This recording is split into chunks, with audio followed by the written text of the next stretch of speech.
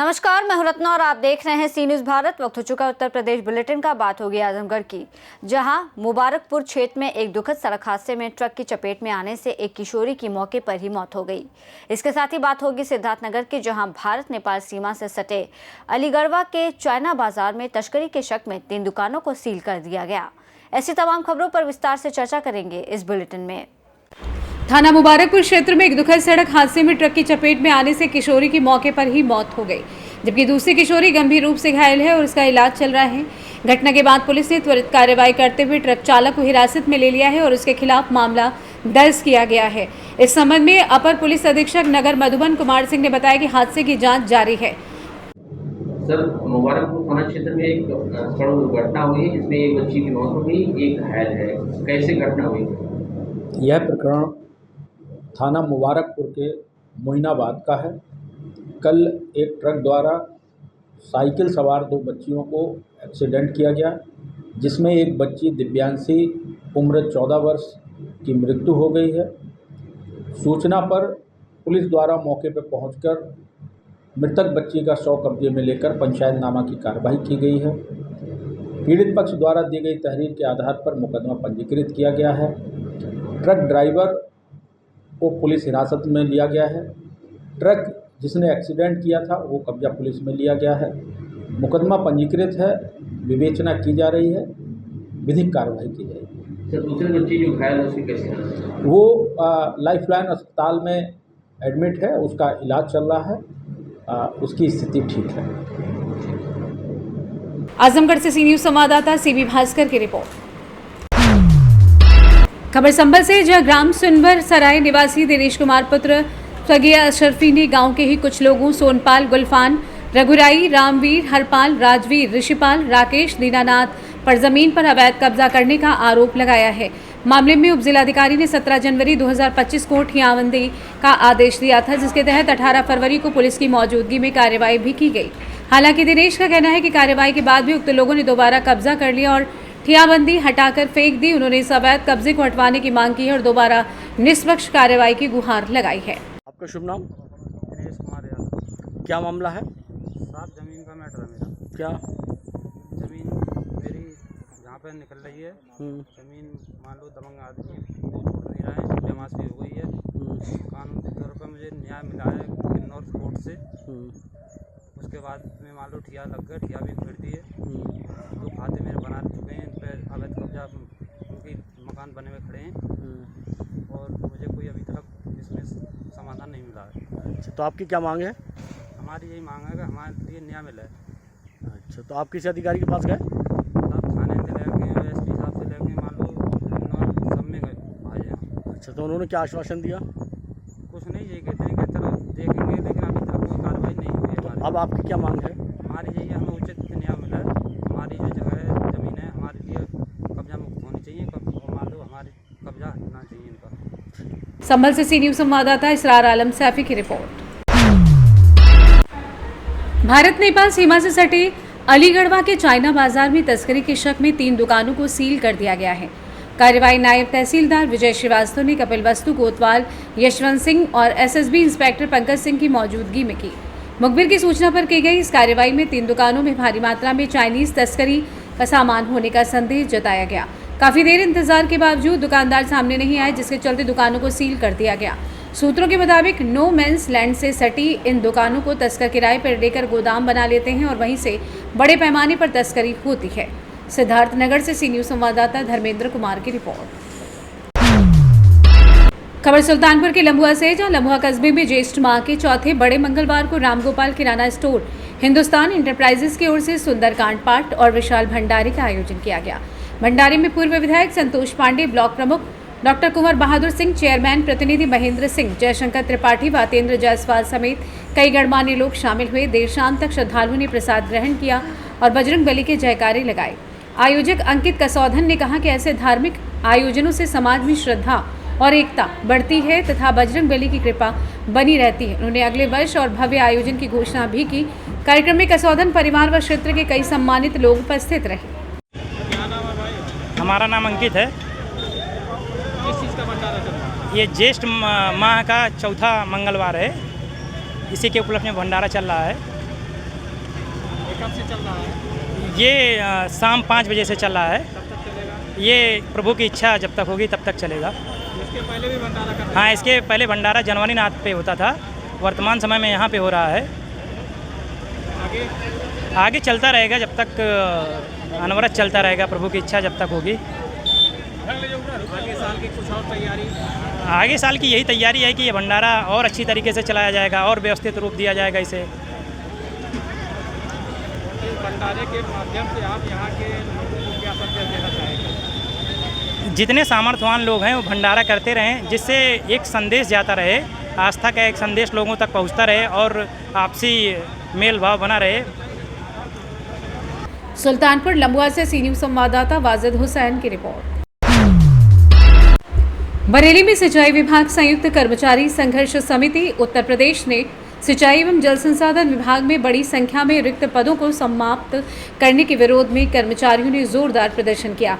इस मौके पर समिति ने इन पदों को घोषित न किए जाने के विरोध में 14 मई को प्रदेशव्यापी विशेष चेतावनी दिवस मनाया और इसके बाद से विभिन्न चरणों में विरोध प्रदर्शन किए जा रहे हैं। समिति द्वारा 16 मई को प्रदेश भर के प्रमुख संगठनों के साथ बैठक कर रणनीति बनाई गई। इसके तहत 20 से 25 मई तक काली पट्टी बांधकर कार्य किया गया और 28 मई को लखनऊ में मंडलीय सम्मेलन का आयोजन किया गया। कर्मचारियों ने चेतावनी दी है कि अगर सरकार ने शीघ्र कोई ठोस का निर्णय नहीं लिया तो आंदोलन को और उग्र किया जाएगा। ज्ञापन में कहा गया है कि विभाग में रिक्त पदों की वजह से नहरों, राजकीय नलकूपों और अन्य सिंचाई संसाधनों के संचालन एवं रख रखाव में भारी समस्याएं आ रही हैं। वहीं बेरोजगार युवाओं को भी इन पदों के घोषित न होने से रोजगार के अवसर नहीं मिल पा रहे हैं। कर्मचारी नेताओं ने मुख्यमंत्री योगी आदित्यनाथ से अपील की है कि व्यक्तिगत रुचि लेकर इन पदों की घोषणा करें, जिससे विभाग की कार्यक्षमता बढ़े और बेरोजगार युवाओं को राहत मिल सके। मेरा नाम विमल कुमार वशिष्ठ है। क्या मांगे आपकी? जी, हमारी मांग ये है कि हमारा देश 80% कृषि प्रधान देश है, जहाँ पे 80% देश का जो नागरिक है वो गांव में निवास करता है, जिनका मुख्य काम कृषि करना है और कृषि बिना सिंचाई की हो नहीं सकती। और हमारा जो राज्य सरकार है ये हमारे विभाग के सिंचाई विभाग के 17 पदों को समाप्त करने की साजिश रच रही है, जो कि इस साजिश को हमारे प्रदेश के कर्मचारी, हमारा संगठन, हमारी एकता इस साजिश को किसी कीमत पर नाकाम करेंगे। हम संगठित रहेंगे और हम तब तक आंदोलित रहेंगे जब तक ये काला कानून वापस नहीं हो जाता। साथियों, हम इस काले कानून को वापस करा के रहेंगे, तब तक हम अपने कदम को वापस नहीं लेंगे, चाहे उसके लिए हमें कुछ भी करना पड़े, अपने को कुछ भी करना पड़े, समर्पित करना पड़े। साथियों, हम अपने इस काले कानून को वापस करा के रहेंगे। ये 17 पदों का समाप्त, ये 17 पद नहीं है, इस प्रदेश की रीढ़ की हड्डी है, जो कि इसको ये खत्म करना चाहते, इस सरकार को निजीकरण के भट्टी में झोंकना चाहते। हम लोग सरकारी कर्मचारी हैं, भविष्य चौपट करना चाहते। साथियों, हम ये होने नहीं देंगे। जब तक हम लोगों के दम में दम है, हम लोगों संगठित रहेंगे और इस काले कानून को वापस करा के रहेंगे। बहुत बहुत धन्यवाद। क्या नाम है आपका? मेरा मेरा नाम नंदलाल है।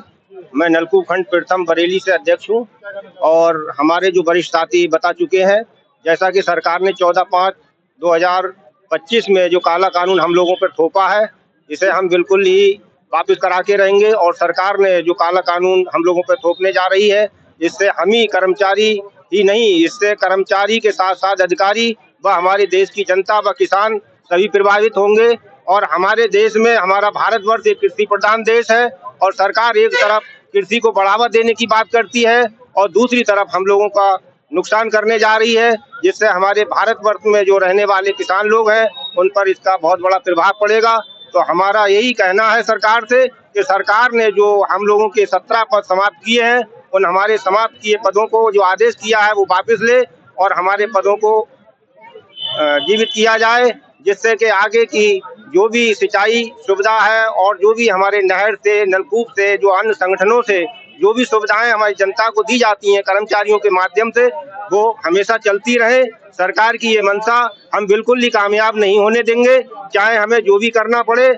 हम हर तरीके से लड़ाई लड़ने के तैयार हैं। ये हम अपने संगठन व संयुक्त कर्मचारी संघर्ष समिति की तरफ से इस काले कानून की निंदा करते हैं, घोर निंदा करते हैं। बहुत बहुत धन्यवाद। क्या नाम है आपको? मेरा नाम आयरन सिंह गौतम है। किस संगठन से आप? मैं सिंचाई संघ जो है रेलखंड नहरखंड का अध्यक्ष हूँ। क्या मांगे हैं आज धरना प्रदर्शन करने में? ऐसा है कि सिंचाई विभाग की रीढ़ की हड्डी कहे जाने वाले जो है लगभग 17 पदों को जो सरकार की ओर से जो है मृत घोषित किया जा रहा है, जिसके विरोध में हम लोग यहाँ धरना प्रदर्शन पर बैठे हुए हैं जो सेठ दामोदर स्वरूप पार्क बरेली में। और यही नहीं, ये हमारे सिंचाई विभाग कर्मचारी संघर्ष समिति के आह्वान पर पूरे उत्तर प्रदेश में सभी जनपदों के सभी मुख्यालयों पर इसी प्रकार से जो है सिंचाई विभाग के संयुक्त सभी संगठन संयुक्त होकर ये धरना प्रदर्शन कर रहे हैं और सरकार से मांग कर रहे हैं कि जो हमारे सिंचाई विभाग के जो उपयोगी पद थे, जो उन्हें मृत घोषित करने की एक रणनीति चल रही है, एक शासनादेश जारी किया गया है, उसे वापस लिया जाए। ये ऐसी हम लोगों की सभी कर्मचारियों की मांग है। बरेली से सी न्यूज़ संवाददाता मुकेश सिंह की रिपोर्ट। बरेली में बिजली विभाग के निजीकरण और उससे जुड़ी समस्याओं को लेकर किसान एकता संघ ने आज नगर मजिस्ट्रेट के माध्यम से उत्तर प्रदेश के मुख्यमंत्री को संबोधित ज्ञापन सौंपा। ये ज्ञापन किसान एकता संघ के राष्ट्रीय संगठन मंत्री रवीन नगर के नेतृत्व में सौंपा गया, जिसमें 8 से 10 कार्यकर्ता भी शामिल रहे।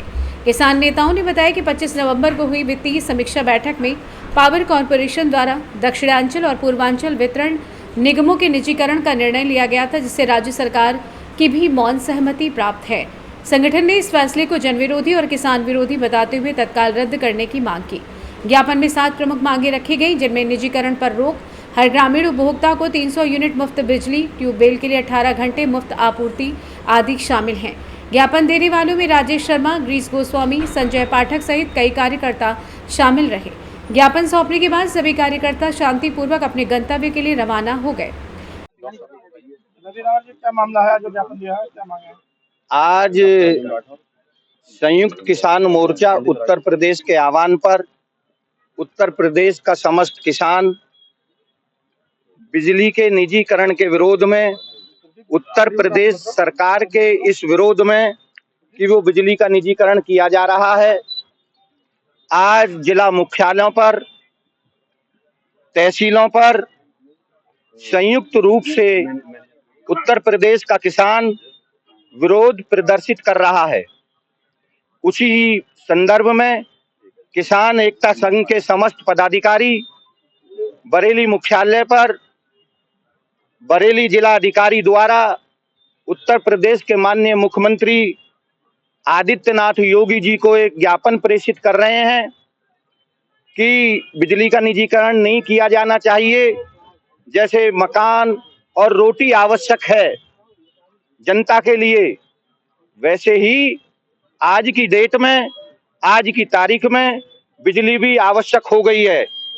बिजली से अंधकार दूर होता है और अगर इसका निजीकरण हो जाएगा तो साथियों, आप सब लोग समझ रहे हैं कि उद्योगपति, व्यापारी, उनको किसी की जनता की भावनाओं से मतलब। बरेली से सी न्यूज़ संवाददाता मुकेश सिंह की रिपोर्ट। खबर गाजीपुर से, जहां बड़ा हादसा हुआ। शहर के नखास इलाके में सीवेज सफाई के दौरान एक मजदूर समेत 2 लोगों की मौत हो गई। सीवेज में दम घुटने से मौत की आशंका जताई जा रही है। दोनों शवों को सीवेज से निकालकर पोस्टमार्टम के लिए भेजा गया है, जबकि पूरे मामले की जांच जारी है। हादसे में मृत मजदूर की पहचान बलरामपुर जिले के रहने वाले प्रहलाद के रूप में हुई है, जबकि हादसे में मृत स्थानीय युवक वसीम है। फिलहाल दोनों के शवों को पोस्टमार्टम के लिए भेज दिया गया है। घटना पर मौके पर पहुंचे अफसर मामले की जांच का दावा कर रहे हैं। हादसे को लेकर आसपास के इलाके में काफी देर तक अफरा तफरी मची रही। फिलहाल पूरी घटना को लेकर कार्यदायी संस्था और संबंधित ठेकेदार की लापरवाही भी सामने आ रही है। क्या नाम है आपका? हमारा नाम सर वो है अरे रफीक। कहाँ के रहने वाले हो आप? हम लोग सैजना के रहने वाले हैं, बलरामपुर के रहने वाले हैं। सर काम करने यहाँ पे आए थे हम लोग, ये लेटरिंग बाथरूम का पाइप लगवाने के लिए। ठेकेदार लेकर आया था हम लोग को, तो वो जो गटर में गिरा हुआ है वो हमारे साथ में है। वो ठेकेदार का भाई था, ठेकेदार का शादी था बहन का, तो वो चले गए घर। और ये ठेकेदार का भाई था, उसका नाम था प्रहलाद, तो उसी के जिम्मेदारी पे हम लोग को छोड़कर चले गए थे।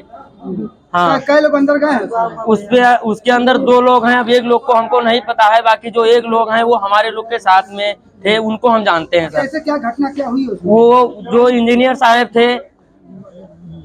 साहब थे उन्होंने बोला कि बेटा ये ढक्कन खोलो। हमने ढक्कन खोल दिया और उसके बाद में उन्होंने देखा इधर से उधर और बोलने लगे कि इसके अंदर प्लग कोई लगा हुआ है। एक दुर्घटना थी, दुर्घटना ही कहेंगे, लेकिन सबसे बड़ी इसमें विफलता हमारे कार्य कराने वालों की, जो यहाँ वेंडर लगे थे उन्होंने लापरवाही करते हुए काम करवाया, जो कि ये बहुत बड़ी घटना हो गई।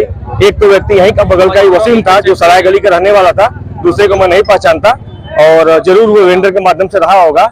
और मैं ये कहूंगा, अपने प्रशासन को कहूंगा कि सबसे पहले तो जिला आपदा से तुरंत इन दोनों को राहत पहुंचाए, पहला काम, क्योंकि ये मजदूर वर्ग के लोग हैं, इनको उनको एकदम बिल्कुल उनको मुआवजा मिलना चाहिए जिला आपदा से पहले। इसके बाद जो जांच होगी, जो सामने आएगी। रेस्क्यू टीम में आप लोग शामिल थे, किस तरह से रेस्क्यू कर निकाले उनको? बिल्कुल, हम लोग काफी मतलब घंटों से रस्सी लगा करके अपने जितना हम लोग कर सकते थे अपने हिसाब से करके, हमारे कुछ साथी भी थे, भाई भी थे, साथ लगे और उस काम को किया। आज जो है नगरपालिका इलाके में जो घटना हुई है 2 लोगों की मौत, क्या था मामला? आज यहाँ पर गाजीपुर की सदर तहसील में नखास तिराहा है। यहाँ पर सीवर की सफाई के दौरान 2 कर्मचारियों की, 2 मजदूरों की मौत दृष्टिगत हुई है, जिनकी बॉडी रिकवर कर ली गई है। और प्रथम दृष्टया ये दुर्घटना प्रतीत हो रही है, जिसमें ऐसा लग रहा है कि संबंधित ठेकेदार द्वारा मानकों का और सुरक्षा मानदंडों का पूरी तरीके से अनुपालन नहीं किया गया। इसमें जो भी इसके लिए जिम्मेदार होंगे उनके प्रति कठोरतम कार्रवाई की जाएगी, प्रभावी कार्रवाई की जाएगी।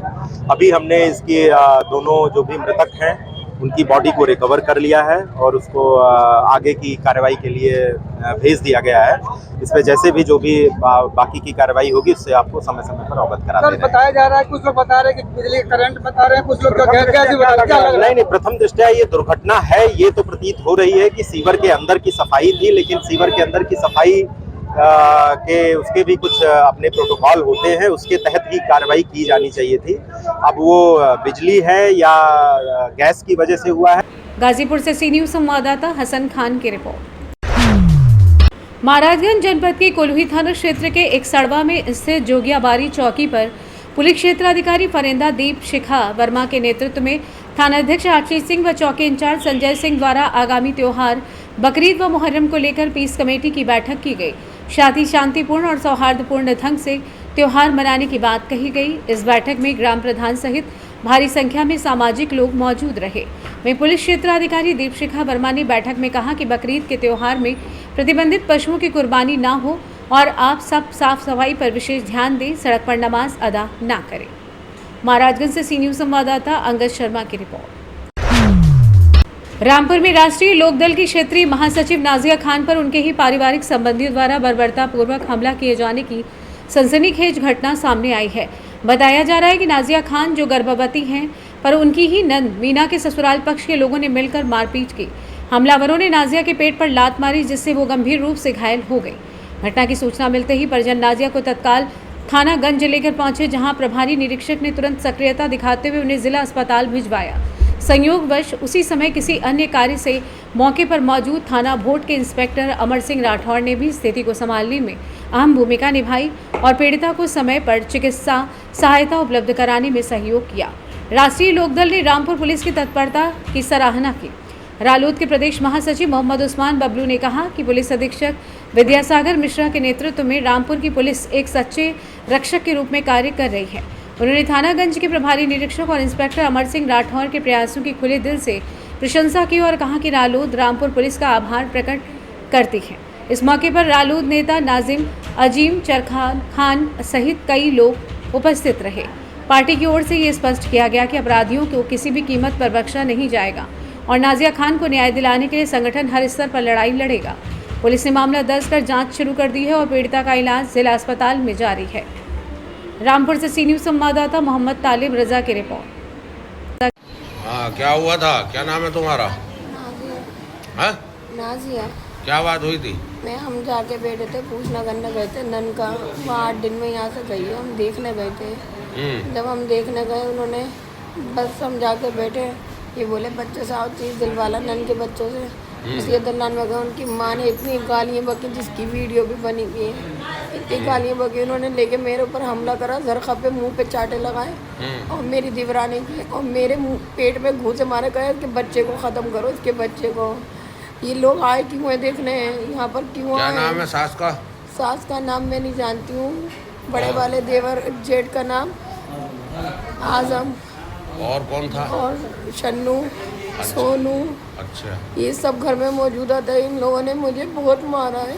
तुम्हारे बच्चों की चीज दिलाने के लिए जब बाहर जा रहे थे तो उनकी माँ ने जो है, हमारी बहन की जो सास है, उन्होंने एकदम गंदी गंदी गाली देने लगी और हम लोगों को धक्के देके निकालने लगी। अच्छा, जब उन्होंने हाथापाई करे तो इनको, इसकी सास का, हमारी बहन की सास का, इनकी पेट में घुसा लग गया, हाथ छीने अपटी में। क्या है, पेट से कुछ है? हाँ, मतलब ये गर्भवती है ये। क्या नाम है तुम्हारा? मेरा नाम मोहम्मद अजीब है। मैं अपनी बहन को देखने गया था। अच्छा, जिसमें से मेरी बहन की सास ने बहुत बदतमीजी करी, गाली गुस्तानी करी, और उसके जेठ ने भी बहुत बदतमीजी करी। चलो नहीं, ये हमारी क्षेत्रीय महासचिव हैं नादिया बेगम, राष्ट्रीय लोकदल की। ये अपनी नंद मीना के यहाँ गई थी, वहाँ कोई बात हुई किसी भी पहलू को लेकर। मीना की सास और उसके जेठ ने इन पर जो है हमला कर दिया। ये गर्भवती हैं, पेट से हैं, इनके पेट में लात वगैरह मारी है, जिससे ये सीरियस हालत में है। ये थानेगंज गई थी, थानेगंज पुलिस ने बहुत तुरंत सहायता की। इनको पवन शर्मा जी जो SHO है वहाँ पर, वो बहुत गंभीरता से मामले को लेते हैं। हम जनपद रामपुर की पुलिस को और माननीय कप्तान साहब को धन्यवाद करते हैं कि जनता की तुरंत सुनवाई कर रहे हैं। फिलहाल इस बुलेटिन में बस इतना ही। देश और दुनिया की तमाम बड़ी खबरों के लिए देखते रहिए सी न्यूज़ भारत।